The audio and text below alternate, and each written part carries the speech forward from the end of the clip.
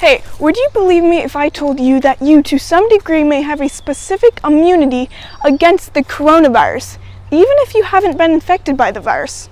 Well, hopefully you do believe me, but if not, sorry. Either way, let me explain why. First, when I said the coronavirus, I meant the severe acute respiratory syndrome coronavirus 2, or SARS-CoV-2 for short, that causes the disease COVID-19. To explain how SARS-CoV-2 works, visualize a factory. This factory is going to represent a cell in the respiratory system. And now if a SARS-CoV-2 virus, which around the virus has these spikes that serve as keys, gets in your body and finds its way to a cell, well, a factory, it inserts one spike on a receptor molecule, like a key in a lock. With that, the virus is able to go in and use the factory's machinery to make more copies of itself. This is where many problems arise. However, there are workers. One worker in particular is able to take a piece of the developing virus, an antigen, and show it to the community, essentially proclaiming that there's some shady stuff going on here.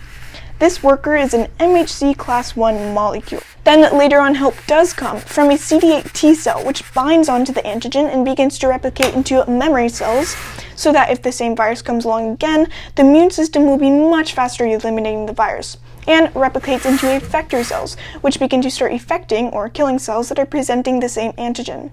Even though this all took place, it still took some time for the immune system to recognize the problem, which gave the virus a lot of time to replicate. This is because your immune system probably has never seen anything like SARS-CoV-2 before. Thus, your immune system hasn't yet been given the chance to set up weapons that can recognize and eliminate the new virus. And because of that, it freaks out, causing many problems for the host. Well, there's one slight piece of information that will wrap everything up nicely. That immune memory protection can be made by related viruses. And for SARS-CoV-2 being a coronavirus, it has a whole family of related viruses. Scientists have undergone multiple tests and found that 2 of these common human coronaviruses are expected to create some level of CD8 T cell immune memory recognizing SARS-CoV-2. This would mean that if you've been infected by either one of these common coronaviruses, which is very likely because most people get infected with one or more of these viruses at some point of their lives, there's a chance that you already have an immune system ready to fight SARS-CoV-2.